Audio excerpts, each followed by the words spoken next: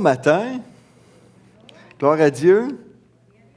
Amen. Gloire à Dieu. Êtes-vous réveillés ce matin? Amen. Amen. Dieu est au rendez-vous. Dieu veut vous rencontrer aujourd'hui. Amen.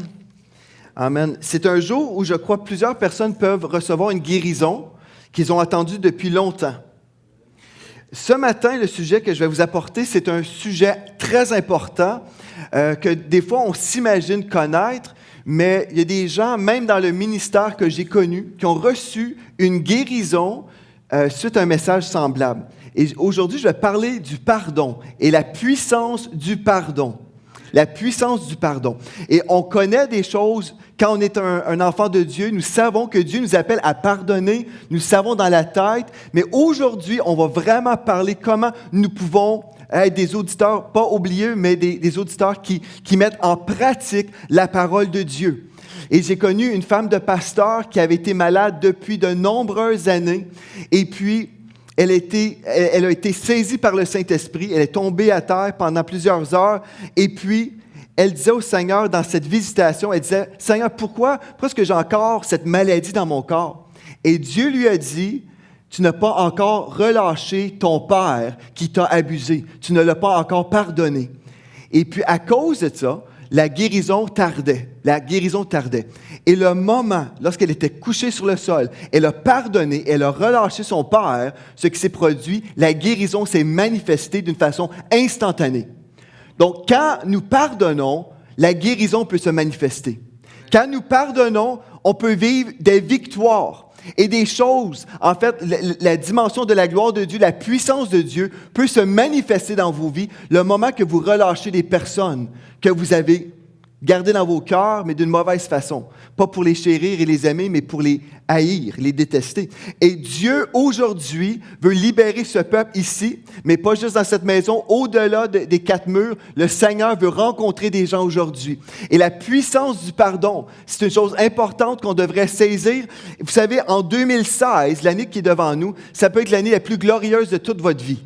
Si vous avez de l'amertume dans votre cœur, des choses qui viennent du royaume des ténèbres, s'il y a des choses laides en vous, vous pouvez mettre ça de côté en 2015 et dire, en 2016, je vais rentrer vraiment juste dans la lumière. Je vais laisser les ténèbres dans les ténèbres, je vais laisser les ténèbres dans cette année 2015 et je vais rentrer en 2016 vraiment totalement libéré du royaume des ténèbres.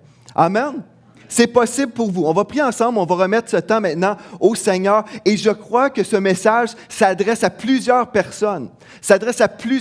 Et ne pensez pas, bien je connais déjà tout ça. Aujourd'hui, on va vivre une victoire. On va vivre des choses merveilleuses que peut-être vous vous attendez même pas de vivre aujourd'hui. Père éternel, nous prions maintenant au nom de Jésus.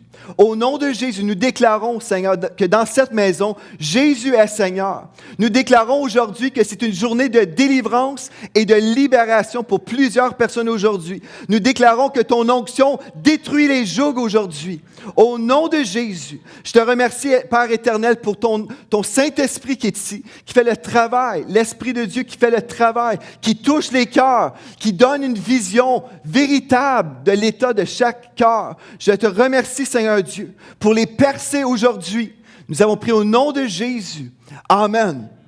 Amen. Venez avec moi dans Proverbe chapitre 4 et le verset 23.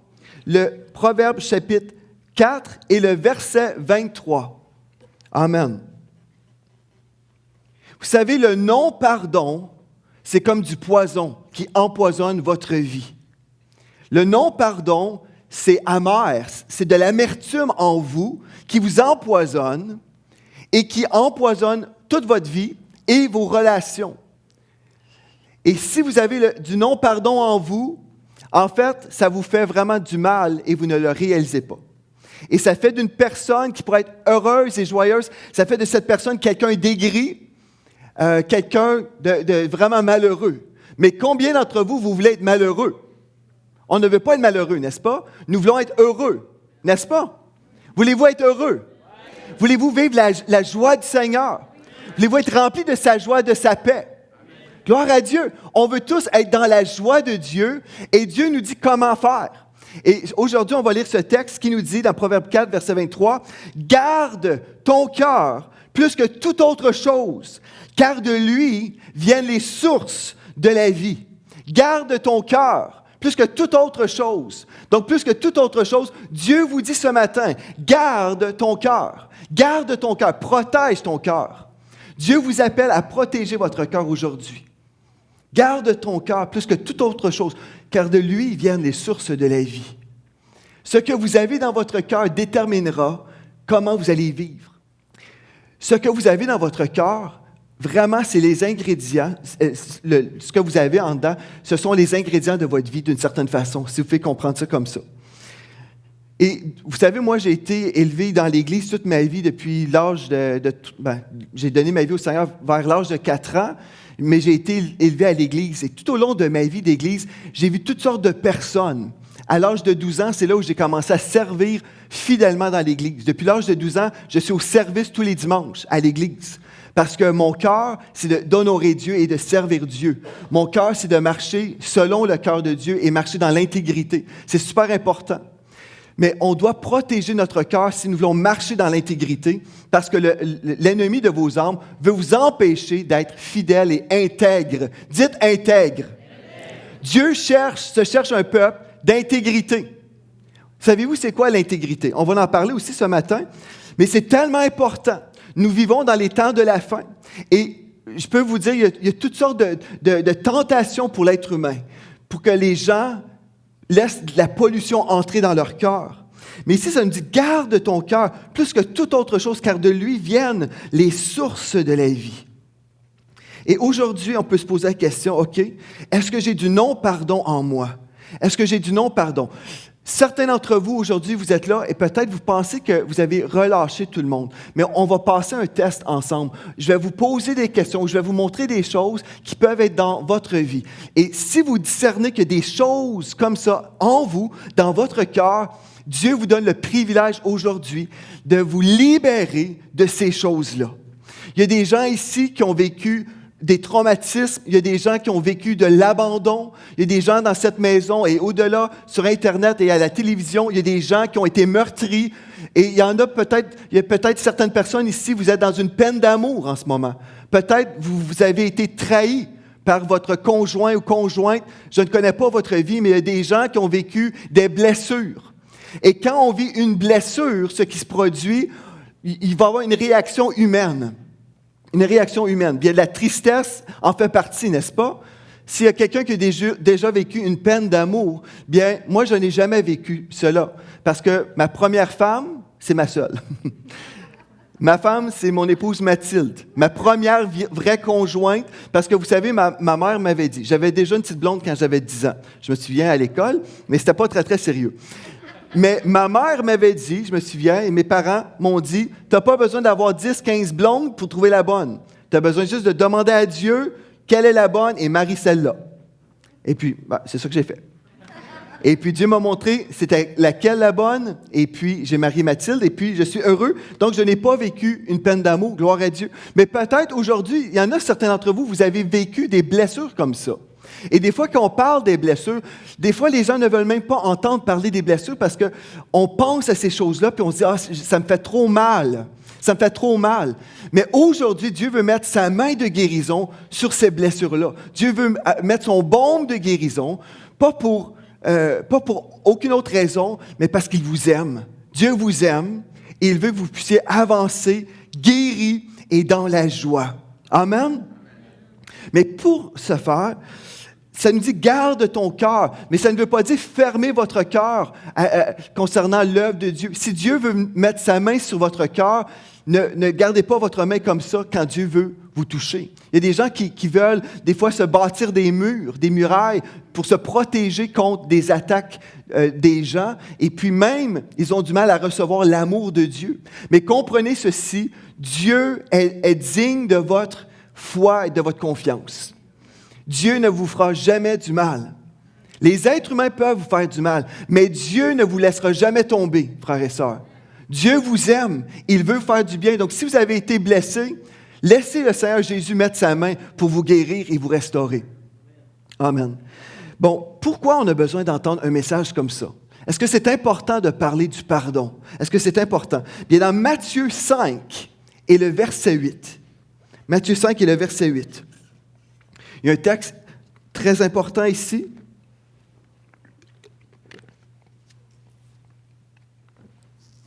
Certaines personnes ne réalisent pas l'obligation de pardonner.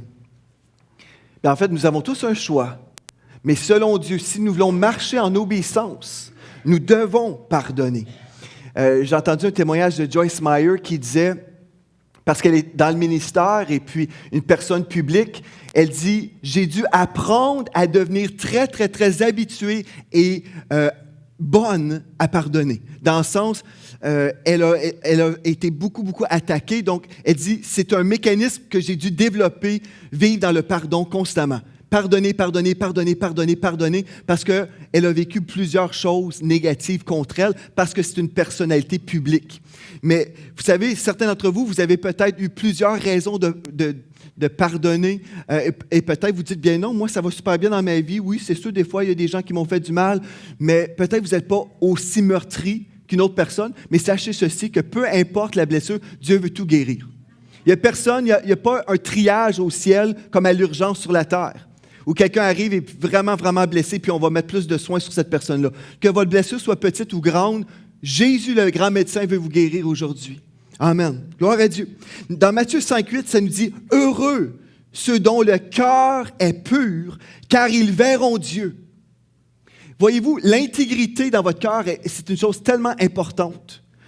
Heureux ceux dont le cœur est pur, car ils verront Dieu. On peut changer ça aussi et dire, ceux qui n'ont pas le cœur pur ne verront pas Dieu. Voyez-vous ça dans votre Bible? Ça nous dit, heureux, dites heureux. Ceux dont le cœur est pur, car ils verront Dieu. Amen. Donc, c'est pour ça que Dieu nous dit, gardez votre cœur, garde votre cœur, plus que toute autre chose, car de lui viennent les sources de la vie. Et des fois, on s'imagine qu'on a le choix entre telle personne qui m'a vraiment blessé, cette personne-là, elle, je ne peux pas la pardonner, mais l'autre personne qui m'a blessé un petit peu moins, elle, je peux la pardonner. Mais Dieu nous dit qu'on doit avoir un cœur pur si on veut voir le Seigneur, si on veut voir Dieu. Donc, nous ne sommes pas devant un menu, un choix ABC. Dieu nous dit que nous devons pardonner tous et chacun.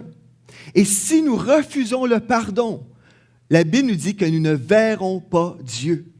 C'est quelque chose de grave et d'important. Ceci veut dire qu'on doit pardonner chaque personne.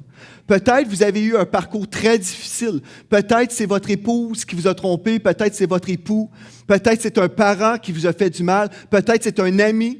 Peut-être c'est quelqu'un à l'école qui vous a blessé. Dieu connaît la blessure. Dieu connaît la personne qui vous a blessé, qui vous a trahi.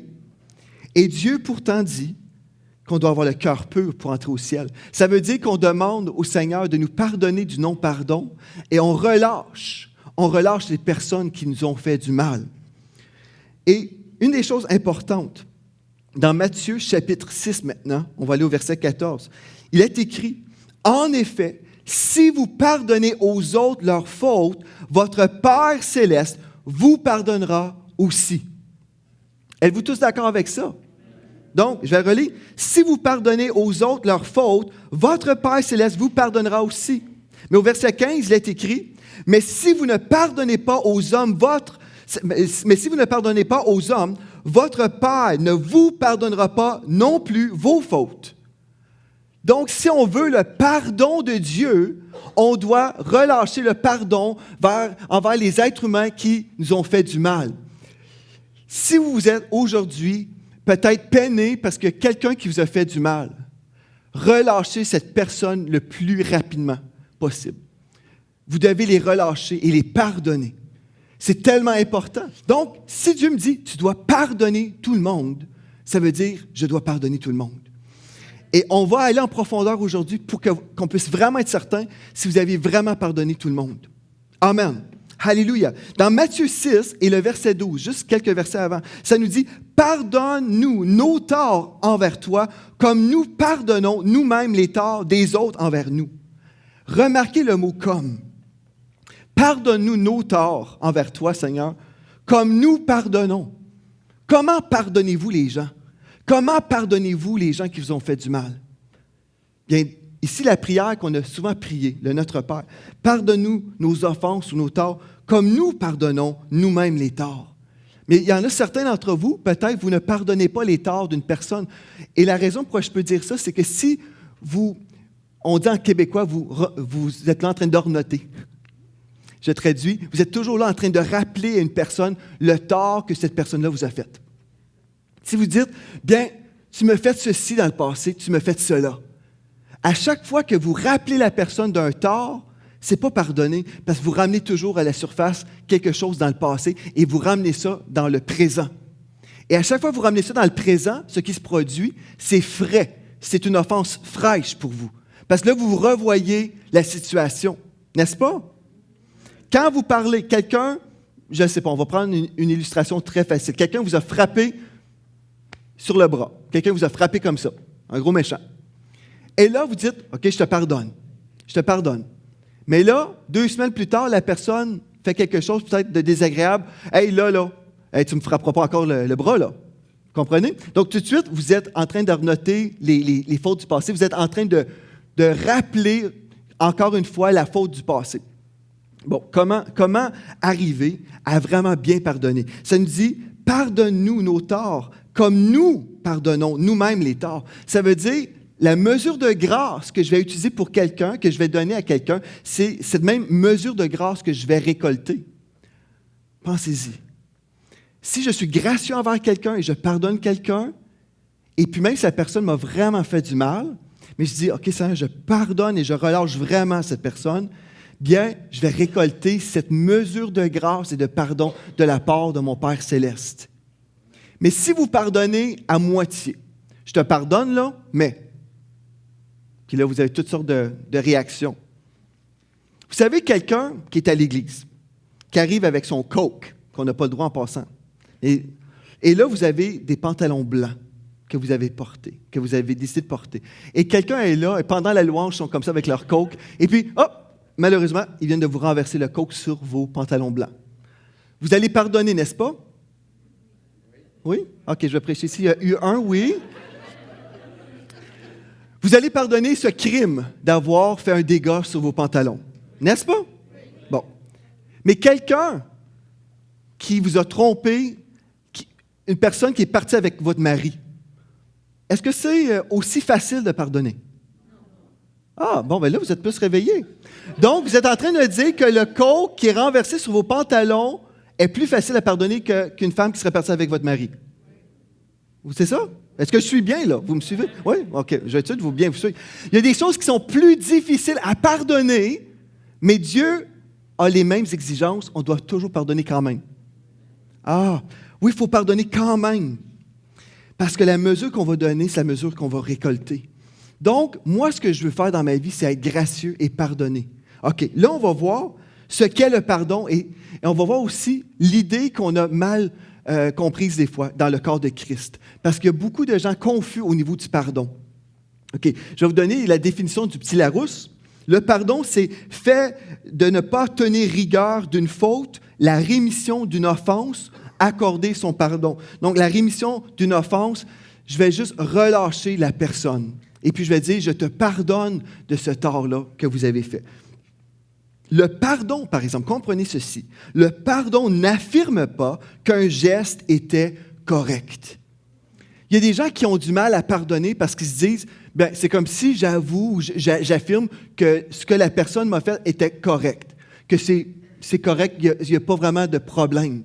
Et puis il y a des gens qui tardent, qui savent, bien, je sais que Dieu me dit que je dois pardonner, mais ça m'a tellement fait mal que je vais attendre un bout de temps.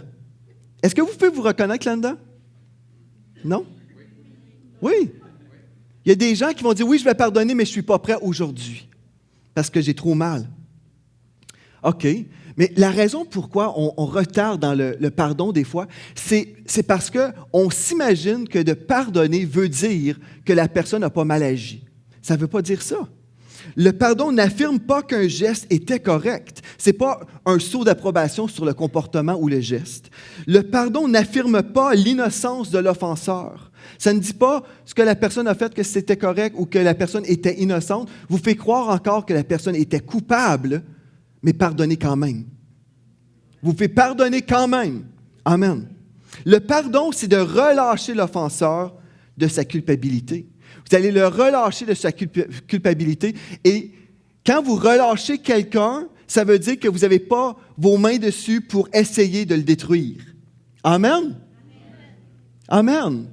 C'est important, quand vous relâchez quelqu'un, vous n'êtes pas en train de le pitcher, là, le jeter dans un fossé, là. Mais vous le relâchez, vous dites, je ne retiens plus rien contre vous, je vous relâche, je vous pardonne, je veux faire comme Dieu fait et je veux essayer d'avoir l'attitude d'oublier la faute. Là, ce qu'on doit faire, c'est comprendre des choses. Et une personne que j'avais entendu prêcher il y a plusieurs années, c'est Joyce Meyer, qui avait parlé justement du pardon. Et puis, ceux qui n'aiment pas Joyce Meyer, vous n'avez pas besoin de m'écrire pour me dire que vous ne l'aimez pas. Je sais que j'ai des gens qui m'ont écrit. Quand j'ai mentionné le nom de Joyce Meyer, il y a les accusateurs des frères qui me disent comment elle est pourrie, puis il ne faut pas l'écouter. Économisez votre temps, que Dieu vous bénisse. Amen. OK. Si vous n'aimez pas Joyce Meyer, écoutez quelqu'un d'autre. Mais écrivez-moi pas, s'il vous plaît. Bon. OK. Mais là, Joyce Meyer voulait tellement pardonner, elle voulait tellement honorer Dieu avec sa vie, qu'elle a pardonné son père qui l'avait abusée sexuellement. Si vous connaissez son parcours, elle a été abusée, meurtrie, blessée. Mais là, elle voulait honorer Dieu. Puis elle dit, Seigneur, je veux vraiment pardonner. Et je veux pardonner comme tu pardonnes. Et quand Dieu pardonne, il prend nos péchés et puis il met nos péchés dans la mer de l'oubli. Et puis elle voulait faire la même chose. Mais elle a manqué de sagesse. Et puis elle a raconté son histoire. Elle a permis à son père de venir garder ses filles à la maison. Et puis le père a abusé de ses enfants. Elle a été trahie une seconde fois. Et puis, il y a une chose importante qu'on doit comprendre dans le corps de Christ. Le pardon, c'est une chose. On relâche la faute de la personne, mais nous devons demeurer sages et connaître et délimiter des limites pour se protéger. Si une femme se fait battre à la maison par un mari violent, elle doit pardonner. Mais ça ne veut pas dire qu'elle va demeurer dans ce foyer pour continuer à se faire battre. Vous comprenez? On pardonne, donc, si elle veut être heureuse, elle doit libérer la personne, elle doit relâcher la personne et vraiment pardonner. Et avoir l'attitude comme si cette chose-là ne s'est pas produite. C'est d'avoir l'attitude pour ne pas toujours dire « il m'a fait ceci, il m'a fait cela, il m'a fait ceci, il m'a fait cela ». Parce qu'à chaque fois qu'elle en parle, c'est nouveau pour elle, c'est frais et puis elle se fait encore plus de mal. Donc, elle doit avoir l'attitude du pardon, l'attitude de l'oubli plutôt. C'est un pardon véritable. Mais elle doit aussi établir des limites pour se protéger, elle et ses enfants. Et Joyce Meyer a raconté cette histoire-là, comment elle avait été trahie une seconde fois. Et puis, moi, ça fait peut-être 15 ans que j'ai entendu cette histoire-là et ça m'a marqué. Parce que dans le corps de Christ, des fois, on manque de sagesse. On dit, OK, je vais pardonner, et on fait comme si rien n'était parce qu'on veut honorer Dieu. Mais on doit user de sagesse parce que Dieu veut vous protéger. Mathilde et moi, on a déjà pardonné des situations, des personnes, mais Dieu nous a même dit comment agir dans des situations. Et parce que si vous aimez Dieu, vous voulez l'honorer, comme Joyce Meyer, elle voulait honorer Dieu, donc elle a vraiment voulu pardonner son père. Mais imaginez si elle avait demandé à Dieu, « Mais comment veux-tu que j'agisse dans cette situation? Je pardonne, je relâche, mais aujourd'hui, devant cette situation, est-ce que ça veut dire que je dois être encore dans l'unité avec cette personne, avec mon père? Est-ce que ça veut dire que la relation doit être intacte comme avant? » Et puis Dieu peut vous parler spécifiquement.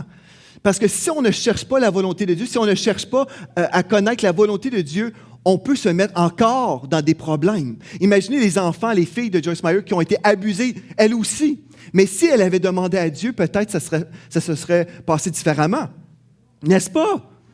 Donc, ne soyons pas stupides, frères et sœurs. Ne soyons pas stupides. Usons de sagesse. Donc, on pardonne, on relâche la personne. Et là, vous dites, ouais, mais c'est quoi la différence entre ça puis comme avoir la grosse dent contre quelqu'un?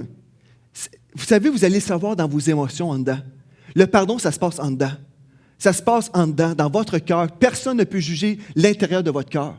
Il y a beaucoup de personnes qui vont vous juger, mais personne ne peut juger ce que vous avez dans votre cœur. Personne ne peut juger la pureté de votre cœur. Personne ne peut le faire.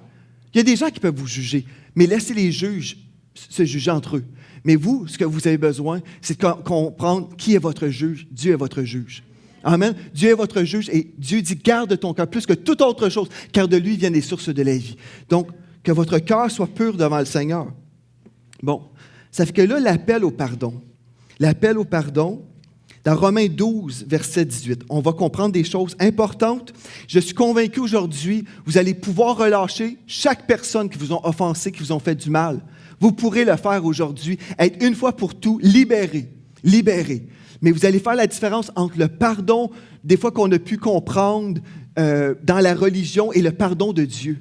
Il y a une différence, parce que Dieu vous aime et Dieu veut vous protéger. Dans notre cas, le Seigneur nous a donné des rêves, des fois pour nous protéger, des rêves spécifiques, des rêves, même des fois où j'ai entendu des conversations complètes contre des personnes qui voulaient me faire du mal. Pourquoi pensez-vous que Dieu m'a permis d'entendre des conversations? Parce que Dieu m'aime et Dieu veut me protéger. Pensez-vous que c'est limité à un pasteur, ça? Non. Pensez-vous que si Dieu veut vous protéger, que Dieu peut vous donner un rêve pour vous révéler des choses, pour vous protéger? Dieu peut le faire. Dieu peut le faire, peut vous faire entendre même des conversations pour dire, fais attention, protège-toi. Ne te mets pas dans la gueule du lion. Dans Romains 12, 18, ça nous dit, s'il est possible, autant que cela dépend de vous, soyez en paix avec tous les hommes. Dieu vous appelle à pardonner tous les hommes et Dieu vous dit, soyez en paix avec tous les hommes. Mais remarquez le tout début de ce verset dans Romains 12, 18. S'il est possible, autant que cela dépend de vous. Ceci veut dire que vous ne pouvez pas forcer quelqu'un à être en paix avec vous. Mais vous pouvez décider, je suis en paix avec tout le monde.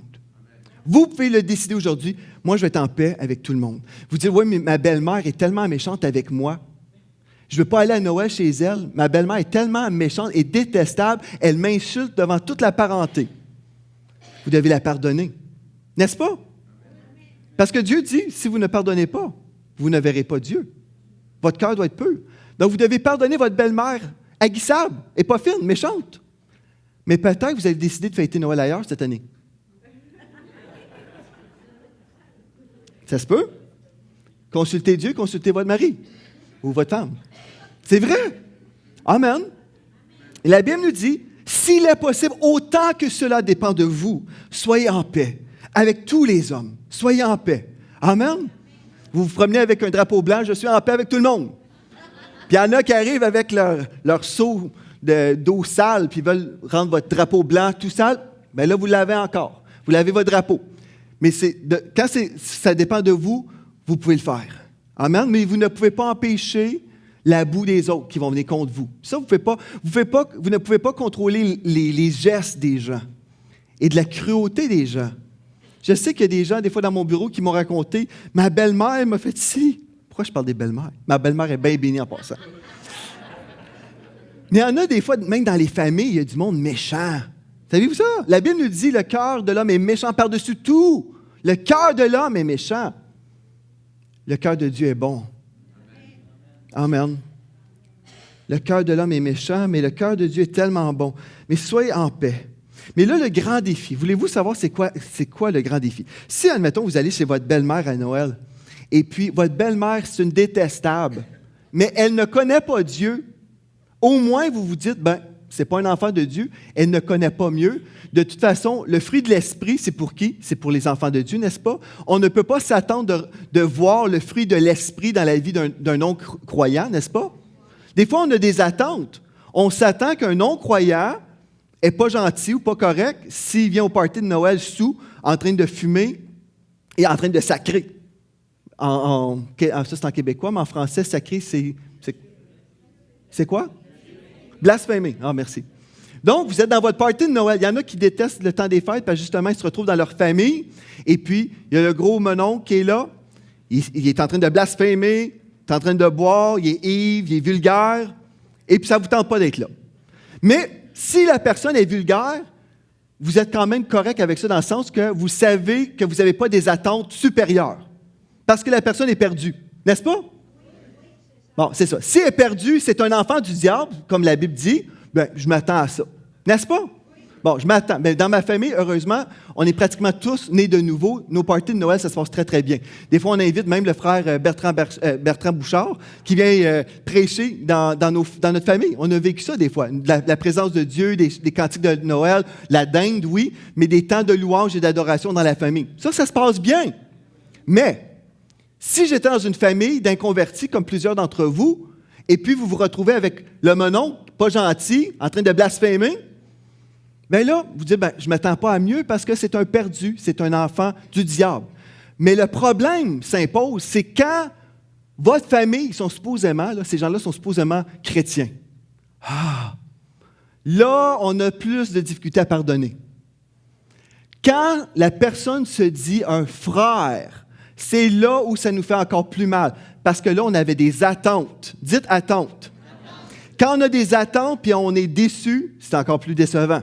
Parce que là, on se dit, là, c'est un enfant de Dieu. Pourquoi que la personne comme ça, qui aime Dieu, me traite d'une façon aussi méchante? Bon, êtes-vous content que je vous ai posé la question? Voulez-vous la réponse? Super, gloire à Dieu. Dans Galates 2,24, je ne prendrai pas le temps de lire ça, mais dans Galates 2,4 plutôt, 2,4, Galates 2,4, il y a un texte qui nous parle tout simplement des faux frères, Et puis, on doit comprendre vraiment la réalité, l'existence de faux frères. C'est important, sinon vous allez vivre votre vie chrétienne souvent très confus.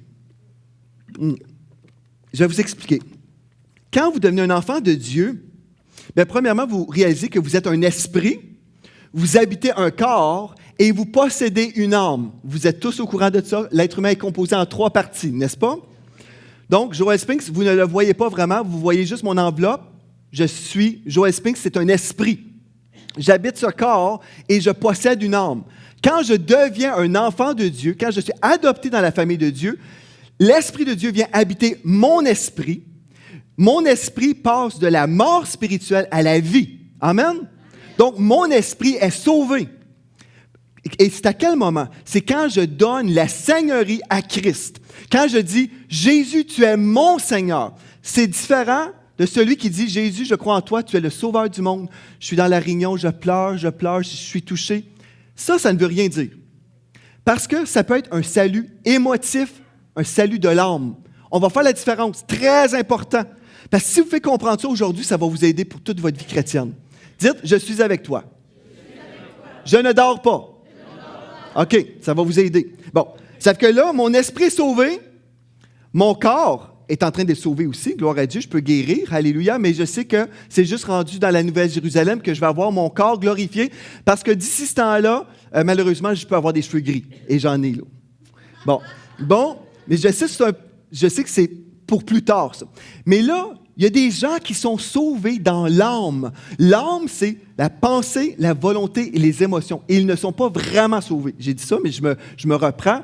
C'est des gens, des fois, qu'on peut voir pendant un temps dans les voies de Dieu, et après, on voit que ces gens renient Dieu. Ces gens-là, souvent, des fois, on peut même dire, ça c'est l'explication la plus fréquente qu'on a donnée. Cette personne-là, c'était juste dans sa tête. C'était un chrétien intellectuel. Ce chrétien-là n'était pas sauvé. L'avez-vous déjà entendu celle-là? Ça, c'est juste quelqu'un qui vivait dans sa tête, il n'avait pas vraiment donné la seigneurie à Christ. Bon, vous me suivez. Mais il y en a d'autres où on est trompé. C'est plus trompant. Parce que là, ce n'est pas dans la tête que la personne aurait reçu Dieu. Là, c'est plus dans ses émotions. Et là, nous, on est plus trompé quand c'est les émotions. Parce que là, la personne qui est émotive peut pleurer. Et là, quand on voit des larmes, qu'est-ce qu'on dit? La personne est sincère, n'est-ce pas? C'est vrai, hein? Donc, vous voyez la personne, elle pleure, pas nécessairement, vous êtes peut-être plus intelligent que moi, là, puis vous dites, mais admettons quelqu'un qui est émotif, qui est là, alléluia, qui pleure, qui est touché, on dit, cette personne-là est vraiment sauvée, regarde, on voit tout l'extérieur. Mais voyez-vous, on juge de l'extérieur, mais on ne connaît pas le cœur de la personne. La personne est sauvée si elle a donné la seigneurie à Christ, c'est là où le Saint-Esprit est venu habiter l'esprit de la personne. Ça, c'est un enfant de Dieu sauvé, né de nouveau. Donc, quelqu'un qui fréquente les églises, ça ne veut rien dire. Si vous fréquentez le McDonald's, ça ne veut pas dire que vous êtes un Big Mac. C'est vrai. Donc, l'enfant de Dieu, régénéré, sauvé, a donné la seigneurie à Christ. La Bible nous dit que celui-là va marcher dans l'obéissance, c'est celui qui fait la volonté du Père, et c'est celui qui marche dans l'amour. C'est ça que la Bible nous dit. Vous les reconnaîtrez à l'amour qu'ils ont les uns pour les autres. Vous verrez s'ils sont vraiment mes disciples, s'ils marchent dans l'amour. Donc, en gros, c'est ça, dans Jean 13, 35. Bon, là, ce qu'on doit comprendre, OK, on comprend qu'il y a des faux frères qui peuvent être là. Donc, vous êtes dans votre party de Noël, et puis vous voyez on va dire, votre vieille tante, qui est supposément chrétienne. Votre vieille tante, elle connaît les cantiques de l'Église depuis 1910. Elle connaît les vieux cantiques. Elle les connaît tous, là. Mais elle juge tout le monde, puis c'est une grosse méchante, et elle est méchante contre vous. Puis elle dit, mon Dieu, t'as donc bien engraissé, toi, cette année. Je t'ai pas vu, ça fait un bon moment, mais t'es donc bien rendue grosse. J'en ai déjà entendu des choses comme ça. Pas par rapport à moi, heureusement. Mais il y a du monde méchant dans la vie. Tu sais, là, vous avez déjà entendu ça. Elle est méchante. Vous avez entendu celle-là. Elle est méchante.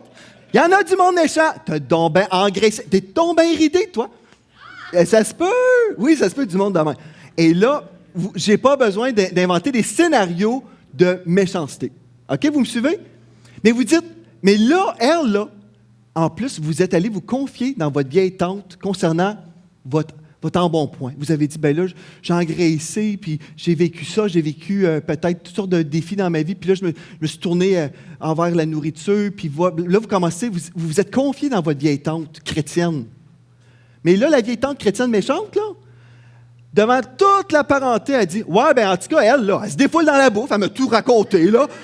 Zéro contrôle, vous comprenez, zéro contrôle, là. Puis elle passe, des fois, là, elle me dit, là, elle pouvait passer à travers le pot de crème glacée dans un seul soir. Elle passe chez Subway, en plus, puis elle se prend des, tu sais, les pots de biscuits, là, elle passe à travers une douzaine d'un seul coup. Là, on en rit. Mais vous êtes dans le party de Noël, et puis est allé vous trahir dans votre intimité. Puis là, vous avez le goût de pleurer, puis allez vous cacher. Est-ce que vous avez déjà vécu ça? Elle vous a trahi dans votre confiance. Puis vous dites, ouais, mais c'est un enfant de Dieu. Ah, pourquoi vous dites que c'est un enfant de Dieu? Ben, elle va à l'église. Ah, bon, c'est le critère dans la Bible, ça, aller à l'église.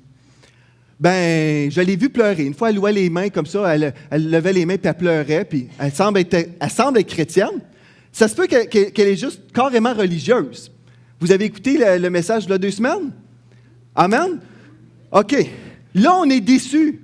Mais savez-vous que Jésus a déjà été déçu? Avez-vous déjà entendu du disciple qui s'appelait Judas? Pensez-vous que Jésus trouvait ça poche ou moche? Désolant? Désolant d'avoir un Judas? Pensez-vous que Jésus a trouvé ça désolant? Oui. Mais vous dites, ouais, mais il n'y a personne qui me comprend, moi, dans mes blessures. Bien, Jésus peut vous comprendre. Je pense que vous n'avez jamais eu un Judas aussi méchant que Judas.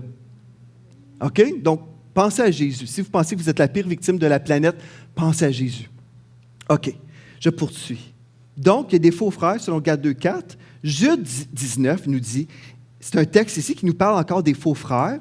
Ça dit, eh bien, il s'agit de ces gens-là, ils causent des divisions, ils sont livrés à eux-mêmes et n'ont pas l'Esprit de Dieu.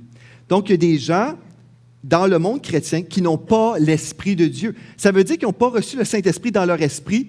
Ils sont peut-être émotifs ou intellectuels dans leur foi. Et puis, ils peuvent vraiment dire, ben moi, je crois vraiment en Dieu, là, je crois vraiment en Dieu. C'est vrai, mais les démons croient aussi en Dieu et ils tremblent, n'est-ce pas? La Bible nous dit que les démons croient en Dieu. Et certaines belles-mères, peut-être, ou vieilles tantes, sont comme des démons. C'est vrai! Ah, frères et sœurs, il faut vraiment se réveiller, là. Il faut se réveiller, puis comprendre des choses, parce que ça va nous soulager. Ça va nous soulager parce qu'on ne dira pas. Parce que des fois, vous savez, si vous pensez que cette personne-là, c'est un enfant de Dieu, vous vous dites, bien, le Père céleste a un enfant aussi détestable. Il y en a des enfants de Dieu qui sont nouveaux dans la foi, qui n'ont pas été raffinés, puis Dieu les travaille. Ils sont dans un processus de sanctification. Mais il y en a d'autres qui sont juste carrément pas sauvés. OK? C'est ça qu'on doit comprendre. Juste carrément pas sauvés. Donc, il faut faire la part des choses, il faut discerner. On n'est pas là pour pointer du doigt tout le monde. C'est pas ça, mais il faut juste comprendre que les faux frères existent et on doit se protéger dans notre cœur pour pas toujours être des personnes meurtries puis blessées et brisées. Comme Joyce Meyer, qui aurait dû protéger ses enfants de son père. Amen? On doit établir des limites relationnelles pour se protéger. OK, bon. Là, en parlant des perdus, Remarquez ce que Jésus a dit. Quand Jésus était crucifié sur la croix, dans Luc 23, verset 34, dans la version français courant, il est écrit, quand Jésus était sur la croix, il dit, « Père, pardonne-leur, car ils ne savent pas ce qu'ils font. » Imaginez la grâce et l'amour de Jésus. Jésus était crucifié sur la croix, il était là crucifié, en train de vivre l'agonie, la pire situation, la pire douleur qu'un être humain peut vivre, en train de se faire crucifier, souffrir. Et même sur la croix, Jésus ne s'est pas vengé. Jésus a été rempli d'amour à un tel point qu'il a même prié pour ses ennemis. Il a vraiment vécu ce qu'il avait prêché. Vous connaissez, Jésus a dit, « Priez, bénissez vos ennemis. » Jésus sur la croix, il dit, « Père, pardonne-leur, ils ne savent pas ce qu'ils font. Pardonne-leur. » Parce que Jésus savait que ces gens-là étaient perdus, que c'était des gens qui ne connaissaient pas Dieu. Ils ne savent pas ce qu'ils font. S'ils savaient qu'ils étaient en train de crucifier Dieu lui-même, il ne l'aurait pas fait, pensez-vous. Si ces gens, les soldats qui étaient en train de crucifier Jésus, s'ils savaient qu'ils étaient en train de s'opposer à ce Dieu créateur, il ne l'aurait pas fait. Il aurait dit, oh, « Je ne peux pas crucifier celui qui m'aime. » Mais ils ne savaient pas ça. Ils ignoraient l'amour de Jésus. Ils ignoraient qui Jésus était. Et vous devez comprendre, comme Jésus était là, pardonne-leur, ils ne savent pas ce qu'ils font. Les gens qui vous font du mal, ils ne savent pas ce qu'ils font. Ils ne savent pas. Ils ignorent. Ils ignorent. Peut-être vous êtes là, oh, non, je pense qu'ils savent, ils veulent me faire du mal. Oui, peut-être ils savent qu'ils sont détestables et méchants. Peut-être la vieille tante qui a dit à tout le monde que vous avez engraissé là, de 50 livres. Peut-être elle sait qu'elle est méchante, mais elle ne réalise pas vraiment ce qui l'anime. Elle ne comprend pas vraiment. Si elle savait, elle ne le ferait pas. Donc, ça nous aide aussi d'avoir les lunettes du Seigneur Jésus et de dire, ces gens-là méchants, ils ne savent pas ce qu'ils font. Parce que s'ils savaient, ils ne le feraient jamais. Savez-vous pourquoi? Je vais vous donner un texte. Venez avec moi dans Genèse 12, verset 3. S'ils savaient, ils ne feraient jamais ça. Écoutez bien, les faux frères, juste pendant que vous êtes là dans vos Bibles, les faux frères sont facilement séduits, ébranlés et influencés, car ils n'ont pas le Saint-Esprit qui leur donne la capacité de discerner entre la vérité et le mensonge. Ils n'ont pas la capacité parce qu'ils n'ont pas le Saint-Esprit en eux. Donc, ils sont facilement séduits, ébranlés et influencés. Parce que vous êtes là, vous vous dites, mais comment est-ce que je peux savoir si quelqu'un est vraiment un faux frère? Bien, c'est justement là. Ils sont facilement influencés, ébranlés, séduits. Parce que quand, admettons, il y a une situation pareille, l'enfant de Dieu qui a le Saint-Esprit de Dieu, le Saint-Esprit dit, non, il y a quelque chose qui cloche ici. Il y a quelque chose qui ne va pas. Le témoin intérieur, le Saint-Esprit, vous révèle la vérité. Vous comprenez? Des fois, vous ne connaissez pas toute la situation, mais dans votre cœur, vous savez qu'il y a quelque chose qui cloche ici. Vous me suivez?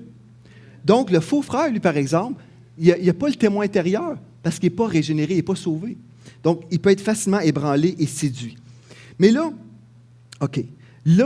ce qu'on veut faire, c'est comprendre dans Genèse 12, verset 3, c'est dit, pas Jésus, mais Dieu ici, l'Éternel a dit, « Je bénirai ceux qui te béniront et je maudirai ceux qui te maudiront. » Si les soldats, en crucifiant Jésus sur la croix, s'ils savaient qu'ils étaient en train d'attirer une malédiction, je pense qu'ils ne l'auraient pas fait. Hein?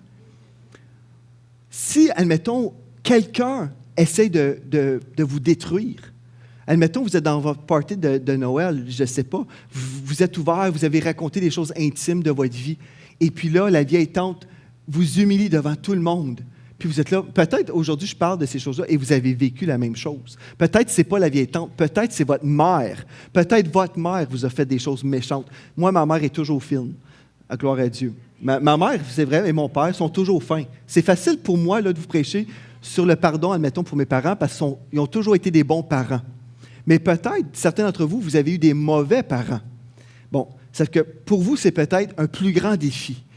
Mais vous savez, si cette personne-là savait qu'en vous maudissant, qu'elle attire une malédiction, elle ne le ferait pas.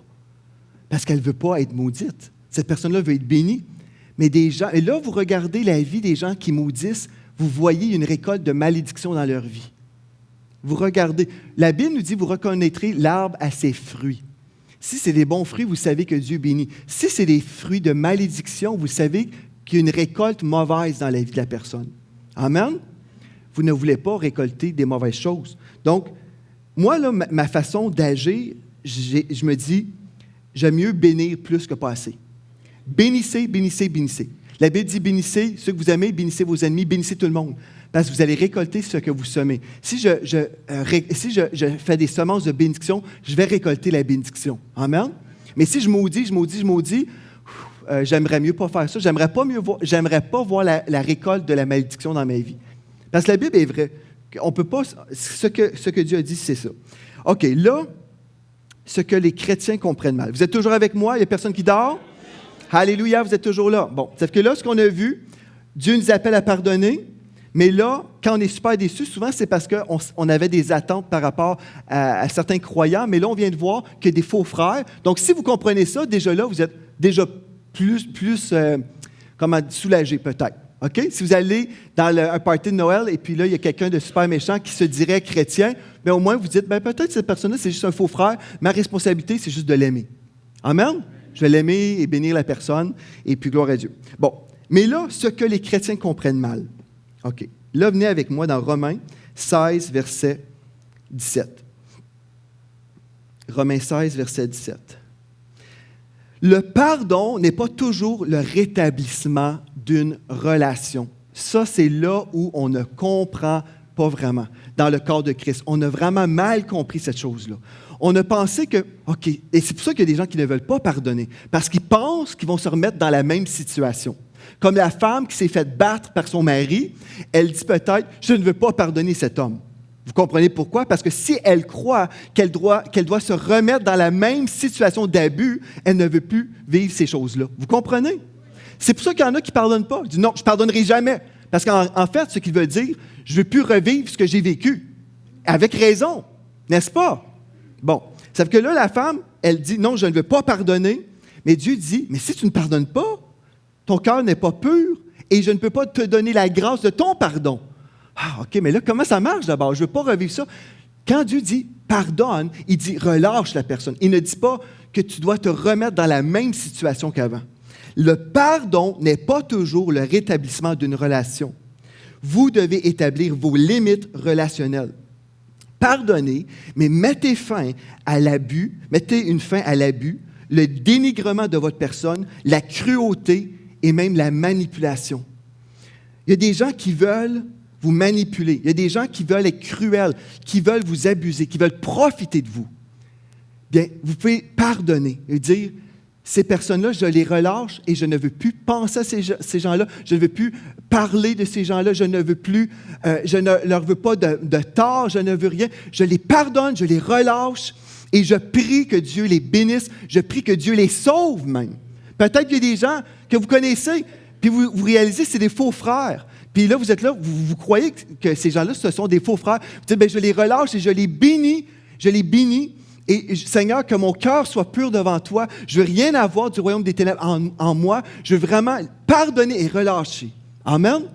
Mais là, ça ne veut pas dire que vous allez vous remettre dans une situation d'abus ou de manipulation. Si vous êtes dans la compagnie de quelqu'un, dans la présence d'une personne, et vous vous sentez que la personne essaie de vous contrôler, vous manipuler, vous vous sentez juste mal, vous avez le droit de vous retirer d'une relation. C'est ça qu'on n'a pas compris dans le corps de Christ. On n'a pas compris ça. On a cru qu'on devait toujours être les meilleurs amis avec tout le monde. Dieu ne dit pas ça. C'est pas ça que la Bible dit. Est-ce que vous me suivez? C'est une chose importante. C'est super important. Vous avez le droit de mettre une fin au dénigrement, à la cruauté, la manipulation, toutes les choses que vous n'aimez pas.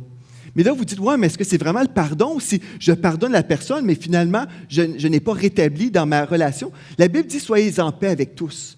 Soyez en paix avec tous. Ça veut dire, si vous êtes en paix avec, admettons, la femme qui se faisait battre par son mari, elle peut être en paix aujourd'hui. Loin de lui, mais elle peut être en paix parce qu'elle ne parle pas contre son mari, son ex-mari, admettons. Elle ne le dénigre pas, elle ne pense pas à lui constamment, elle n'est pas sur le téléphone en train de parler de son passé. Non, elle a choisi le pardon. Elle a dit, Seigneur, je pardonne cet homme. Je pardonne cet homme et aujourd'hui, je décide, je vais marcher avec toi. Et si jamais quelqu'un parlait de lui, elle n'embarquera pas pour le dénigrer, parce que pour elle, c'est fini, c'est du passé. Elle refuse de ne pas pardonner, parce qu'elle connaît les conséquences. Si je ne pardonne pas, c'est moi le pire là-dedans. Si je ne pardonne pas, je vais être comme ce pasteur qui devant cette vision, qui dirait « Non, tu ne peux pas accéder parce que tu n'as pas relâché la grâce du pardon. » Mais on veut pardonner. Si vous dites « Ah, mais ça, c'est une théologie spéciale, je n'ai jamais entendu ça dans nos églises. » Mais c'est peut-être pour ça qu'on a autant de problèmes des fois. Parce qu'on a besoin de savoir délimiter nos limites relationnelles. Moi, j'ai déjà eu une parole du Seigneur où Dieu m'a dit « Protège ton onction. » Vous allez peut-être dire « Ah, c'est bizarre, ça, protège ton onction. » Oui, Dieu m'a dit « Protège ton onction. » Fais attention avec les personnes avec qui, fais attention aux personnes que tu vas côtoyer. Pourquoi? Parce que la vie intime, c'est important de garder ça vraiment dans l'intimité. Il y a des gens qui sont des gens de confiance et d'autres ne le sont pas. Amen? Mais il faut dire les choses qui sont vraies. Je vais vous donner la preuve biblique. Dans 1 Corinthiens chapitre 5 et le verset 9 à 11, je vais vous donner la preuve biblique, vous démontrant que c'est correct pour vous de marcher comme ça dans le pardon et de vous protéger. Il y a plusieurs personnes, peut-être aujourd'hui, vous allez être prêts à pardonner pour la première fois de votre vie, parce que là, vous commencez à comprendre ce qu'est le vrai pardon, le pardon véritable. C'est puissant. C'est puissant parce que quand vous relâchez la personne, vous êtes vous-même relâché. Mais l'implication, il faut vraiment faire attention. On ne veut pas rajouter à la Bible. 1 Corinthiens 5, versets 9 à 11, je vais vous lire dans la Bible du Sommeur. Remarquez bien, c'est dit, « Dans ma dernière lettre, je vous écris de ne pas avoir de relation avec des personnes vivant dans la débauche. » Ah, là, ici, là, il y a des chrétiens religieux qui vont dire « Ah, ben là, moi, je veux rien savoir des gens dans le monde parce qu'ils vivent dans le péché. » Et là, c'est pas ça que ça dit. On continue au verset 10. « Mais je ne voulais évidemment pas dire par là qu'il faut éviter toute relation avec ceux qui, dans ce monde, mènent une vie de débauche ou avec les avares, les voleurs ou les adorateurs d'idoles. » Donc, là, ici, l'apôtre Paul dit, évidemment, je ne dis pas de ne pas avoir de relation avec vos collègues au travail, parce que là, écoute, on va continuer au verset, le même verset, c'est dit, car alors, il faudrait sortir du monde. Non, vous êtes à votre travail, par exemple, et puis vous avez des collègues, bien, Dieu veut que vous parliez avec ces gens-là, n'est-ce pas? Ben oui, il faut aimer tout le monde. Puis il y a des fois des chrétiens qui sont trop saints pour parler avec quelqu'un qui n'est pas assez saint. Mais là, on a du mal à gagner des âmes de cette façon. Hein? Bon, mais là, ça nous dit, non, au verset 11, non, je voulais simplement vous dire de ne pas entretenir de relation avec celui qui, tout en se disant votre frère, vivrait dans la débauche ou serait avare, ça c'est quelqu'un qui aime l'argent, idolâtre, bon, quelqu'un qui est dans l'idolâtrie, peut-être c'est son auto, pour lui c'est son idole, puis il parle juste de ça, il ne vit pas pour Dieu du tout. Calomniateur, ça c'est quelqu'un qui parle toujours dans le dos des gens, adonné à la boisson, un ivrogne, ou voleur. Finalement, il décrit tous des hypocrites. Là. Ce seraient des gens qui se diraient frères, mais qui vivent comme le monde. C'est-à-dire, avec des gens de cette sorte, il ne faut même pas prendre de repas. Avez-vous lu ça dans votre Bible? Ça nous dit avec, regardez, je vais vous relire parce que vous ne me croyez pas, là. Alléluia, dites Alléluia. Alléluia. Je vous lis la Bible, là. Bon, ça nous dit, je vais recommencer au verset 11. Non, je voulais simplement vous dire de ne pas entretenir de relation. Ça ne veut pas dire que vous voyez la personne, vous ne direz pas bonjour, là. Mais ça nous dit ici, je ne voulais simplement vous dire de ne pas entretenir de relation avec celui qui, tout en se disant votre frère, vivrait dans la débauche ou serait avare, idolâtre, calomniateur, adonné à la boisson ou voleur. Avec des gens de cette sorte, il ne vous faut pas même prendre de repas. Ça veut dire, pourquoi il parle de repas? Bien, c'est parce que quand vous prenez un repas, vous êtes dans l'intimité. Jésus a dit, il frappe à la porte et puis il veut venir souper chez nous, n'est-ce pas? Il veut avoir une communion d'intimité avec nous. Mais si vous, là, vous vous entretenez, vous avez des relations intimes avec des gens qui sont des hypocrites, comme ça, c'est ça le texte. La Bible nous dit clairement, si vous prenez des repas avec des hypocrites, bien, vous pouvez être influencé pour le mal. C'est ça que ça dit. Alléluia! Dieu vous dit, limitez vos relations. Limité, et Dieu me l'a dit, et puis je l'ai fait. Dieu a même pris des fois plus qu'un rêve pour nous montrer comment faire, comment réagir. Parce que ce qu'on veut, c'est marcher dans l'amour, marcher dans le pardon, mais surtout aussi, là, on veut marcher dans l'obéissance. Il faut marcher dans l'obéissance, parce que là, après, la personne peut dire, admettons, si vous décidez, non, je vais délimiter, en 2016, là, c'est fini, moi, vivre l'abus. Admettons, vous êtes dans une relation de quelqu'un qui essaie toujours de vous intimider ou vous contrôler, vous manipuler, puis vous dites, non, moi en 2016, là, c'est fini ça, j'ai besoin de la sainte paix. Vous savez ce que je veux dire, la sainte paix? Je suis tanné de me faire manipuler. Là. Moi, je suis un enfant de Dieu, je suis un chrétien, pas un crétin. Amen? Je suis un chrétien, pas un crétin. Ça veut dire, je veux marcher avec Dieu, mais l'abus là, dans ma vie, il faut que ça finisse. Et puis, j'établis des limites où je ne me ferai plus abuser et manipuler, blesser. Il y a beaucoup de chrétiens qui sont souvent blessés parce qu'ils ne mettent pas de limites. Si, admettons, j'ai, je ne sais pas, comment je peux dire, dans ma maison, OK, admettons, je donne une clé de ma maison personnelle à chaque personne de l'Église. Et vous pouvez venir prendre un café chez nous n'importe quand. OK? Mais là, moi, je me réveille dans le milieu de la nuit parce qu'il y a quelqu'un qui est en train de se servir et puis là, en train de se faire des toasts au beurre de peanut dans le milieu de la nuit. Je me réveille, mais c'est qui? Je ne sais pas. C'est Annabelle. Annabelle est là, à minuit chez nous, elle est en train de se beurrer des toasts au beurre de peanut. Biding, badang, bling, bling. Elle fait du café, tout le kit. Elle chante « Alléluia ». Là, je sors de ma chambre. Ah, mais qu'est-ce qui se passe? Annabelle, qu'est-ce que tu fais? Ben, je me fais des toasts. Mais là, pauvre Annabelle, je me fais des toasts. Mais là, moi, je suis frustré. Mais pourquoi tu es frustré? Ben, tu viens chez nous. Ah, mais tu m'as donné la clé. Ouais, mais c'est la faute à qui, là? Ben, vous avez dit, ben, Annabelle n'a pas usé de sagesse. Mais c'est de ma faute. C'est de ma faute. Parce que je n'ai pas délimité. Si j'avais dit à tout le monde, je vous donne tous une clé de ma maison, mais sans, je ne sais pas, 5 à 7. Vous avez le droit tous, vous pouvez tous rentrer dans ma maison. On ne le fera pas, là. Mais je donne ça comme illustration.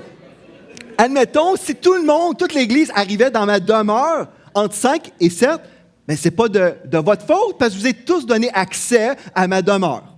Ça fait du sens, ça? Bien, je ne peux pas être frustré si vous arrivez tous chez nous, parce que je vous ai tous donné une clé. Bon, mais il y en a, des fois, on est là, on ne met pas de limite, et là, on est blessé, parce qu'Annabelle a retourné chez nous chaque soir en train de se faire des toasts de beurre de peanut. Le lendemain, elle est là, elle commence à cuisiner sa dinde, elle prend notre électricité. En plus, là, elle s'écrase dans notre salon, elle sort du popcorn, elle écoute un film. Et là, je suis comme, mais elle va-tu finir? Est-ce qu'elle va arrêter de toujours retourner chez nous? Pauvre Annabelle. Mais vous voyez, là, on est comme full frustré. Mais ce n'est pas de la faute de la personne. Je n'ai pas établi de limite. Mais si je disais à Annabelle, écoute, Annabelle, tu peux venir chez nous, là, mais à partir de telle heure, et elle vient à partir de telle heure, c'est correct. Et là, je me sens respecté, puis elle aussi. Comprenez? Ça fait du sens? OK, j'ai quasiment fini. Dites Alléluia. OK, gloire à Dieu. Merci Seigneur. Bon, donc, si vous dites, ah ben là, je ne pensais pas qu'un chrétien avait le droit d'établir des limites. Je vais vous citer encore Joyce Meyer parce que c'est elle que j'avais entendu il y a plusieurs années parler de ça, puis j'ai trouvé, ça m'a quand même marqué. Joyce Meyer avait dit, j'ai déterminé que je ne permettrai plus à aucune personne qui voudrait me manipuler. Je ne permettrai pas à aucune personne comme ça d'être dans ma vie.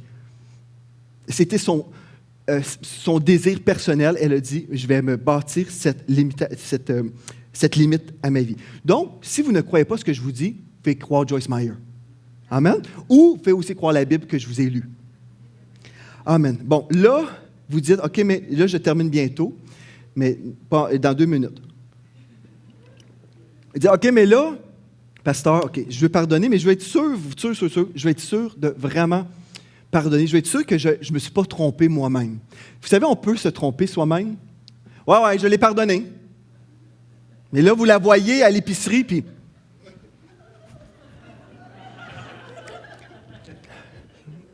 Vous comprenez? Le pardon. Là, vous allez voir, est-ce que j'ai vraiment pardonné? Bon, détectons le pardon. Allumez votre détecteur de pardon. Vous êtes prêts? Là, je vous parle à vous, là, personnellement. OK, vous allez voir. Si vous n'avez pas pardonné, c'est comment ça va se passer chez vous. Vous êtes en colère contre cette personne. Là, j'aimerais ça vous inviter. Si, là, vous êtes devant cette situation, puis vous dites, OK, la personne qui m'a vraiment blessé dans ma vie, vous pouvez la voir. Pouvez-vous tous voir quelqu'un, en levant la main, pouvez-vous tous voir quelqu'un qui vous a fait du mal dans votre vie? Il n'y en a pas.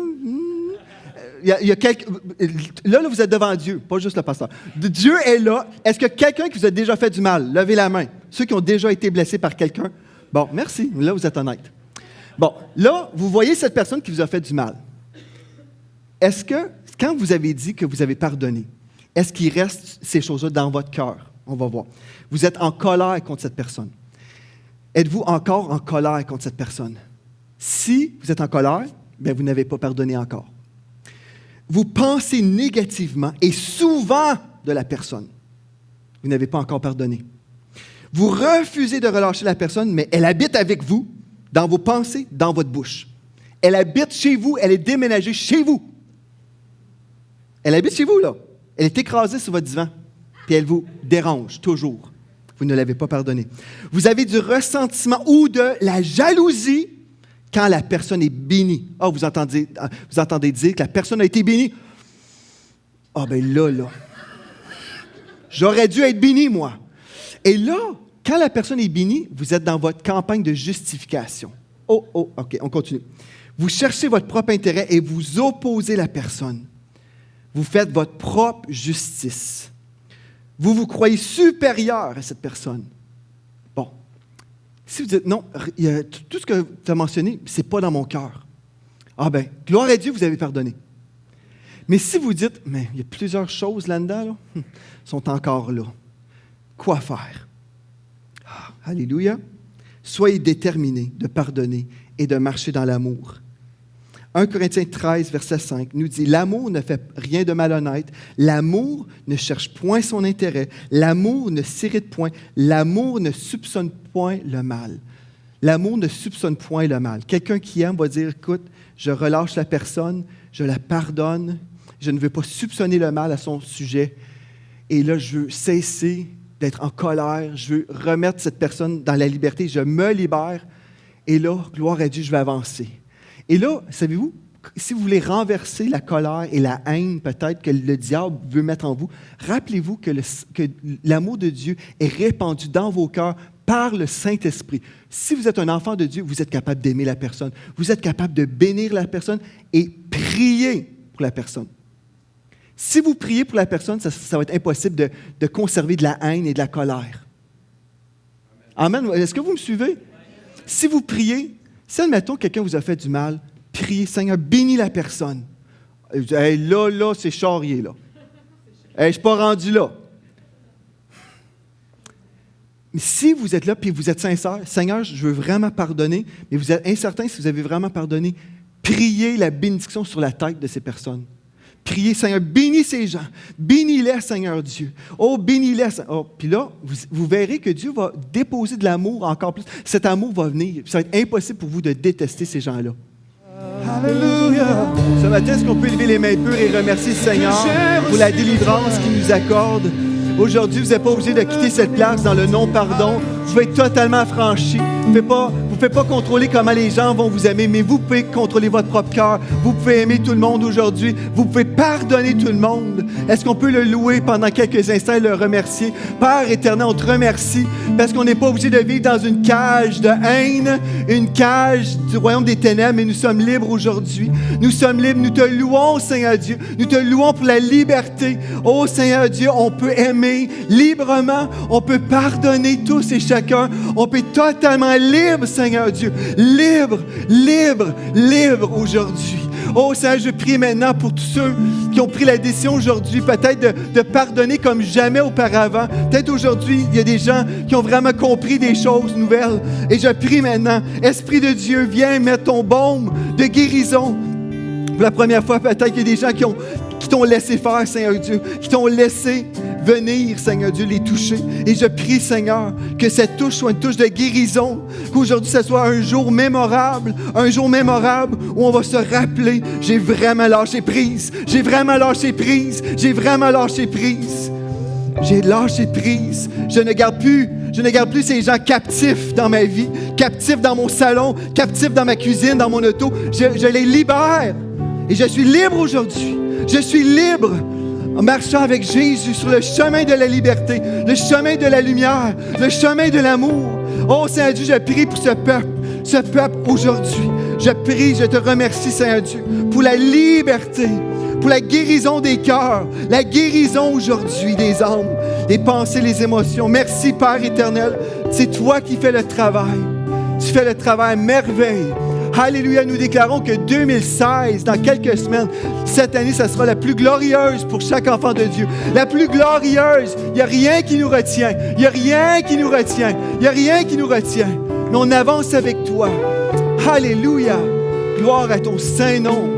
Amen. Donc, gloire à Dieu. On te remercie, Seigneur Dieu, pour ta présence. Alléluia. Merci pour les frères et les sœurs dans cette maison qui s'aiment, qui marchent dans le pardon. Alléluia. Gloire à ton saint nom. Amen. Gloire à Dieu.